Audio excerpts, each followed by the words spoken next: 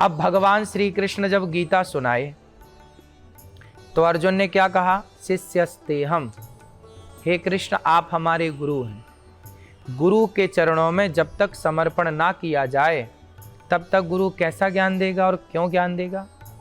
जब अर्जुन ने कहा कि प्रभु अब मैं अपने आप को आपके चरणों में समर्पित करता हूँ, शिष्यस्तेहम, आपका शिष्य बनता हूँ, तब भगवान ने अर्जुन को गीता का उपदेश करना शुरू कर दिया, गीता का ज्ञान देना शुरू कर दिया। और वो गीता जो युगों युगों तक आज तक उस गीता को लोग पढ़ते हैं, सुनते हैं और जीवन में धारण करते हैं। तो जब गुरु प्रसन्न होते हैं तो आपके लिए ऐसा ज्ञान देते हैं, ऐसा उपदेश करते हैं कि उसे युगों युगों तक अर्थात लंबे समय तक याद किया जाता है। और जब गुरु की कृपा होती है तो भगवान स्वतः ही प्रकट हो जाते हैं। एक शिष्य ने गुरु का अपमान कर दिया, तो जब गुरु का अपमान किया तो भगवान शंकर प्रकट हो गए। भगवान शंकर ने कहा कि तू गुरु का अपमान करता है, जा तू कौआ हो जा। वही शिष्य काक भुसुंड जी बन गए, पर गुरु की शरण में आए तो उन्हें सब कुछ याद था, बहुत बड़े भक्त बने काक भुसुंड जी। तो देखिए जब गुरु का अपमान होता है तो भगवान शंकर भी नाराज हो जाते हैं। भगवान भी नाराज होकर कहते हैं कि आपने गलत किया, अपने गुरु का अपमान किया, अपने गुरु का आपने तिरस्कार किया। इसलिए गुरु बिन भवनिधि तरह न कोई, गुरु के बिना गति किसी की नहीं है। इसलिए हम सबको अपने अपने गुरुजनों का आश्रय ग्रहण करना चाहिए और बृहस्पति जी का पूजन करना चाहिए। राधे राधे। आज का गुरु मंत्र, जो भी सत्यनारायण भगवान की पूजा का संकल्प लेते हैं उन्हें दिन भर व्रत रखना चाहिए।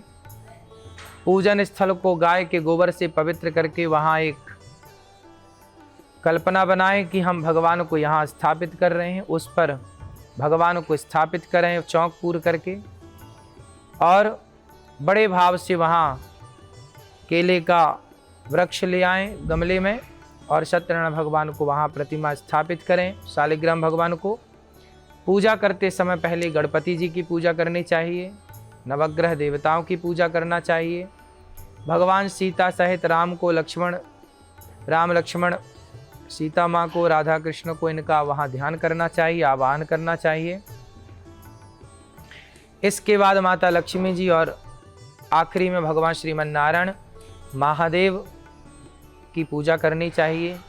और भगवान शालिग्राम जी को स्नान करा के चरणामृत लेना चाहिए।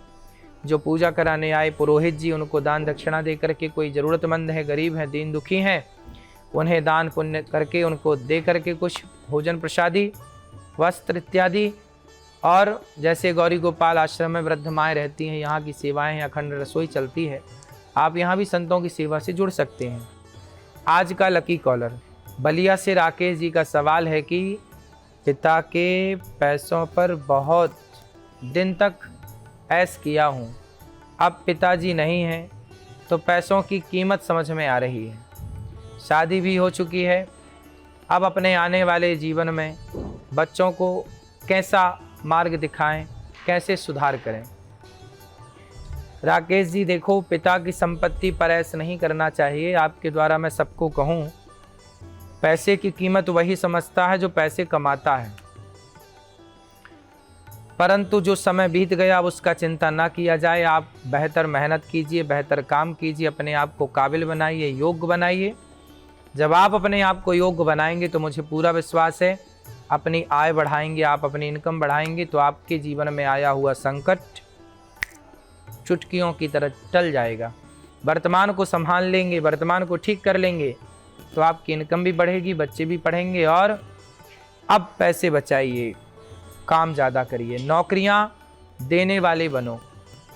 जो व्यक्ति बुद्धिमान है आज वो सफल है, जो बुद्धिहीन है वो आज बहुत परेशान है। इसलिए अपनी बुद्धि को विकसित कीजिए, सत्संग कीजिए, अच्छे लोगों के साथ उठिए बैठिए, अच्छी बातें कीजिए, नेगेटिविटी से बचिए। जो नकारात्मक बात करें, गलत बात करें, उनके साथ उठना बैठना बंद करिए।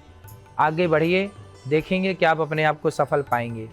कल का विषय, कल रुक्मणी अष्टमी भी है और भैरव जयंती भी है, तो कल बात करेंगे भैरव जी की और रुक्मणी जी की। तो कल का विषय जरूर सुने महाराज का मंत्र कार्यक्रम में। आप जुड़े रहें TV9 भारतवर्ष से। अपना ख्याल रखें, सुखी रहें। गौरी गोपाल आश्रम में जो सेवाएं हैं, अखंड संतों की सेवा, वृद्ध माताओं की, बेसहारा माओं की, इन सेवाओं से आप अपने आप को जोड़ के रखिए। आते रहिए गौरी गोपाल, जुड़े रहिए TV9 भारतवर्ष से। सबको राधे राधे।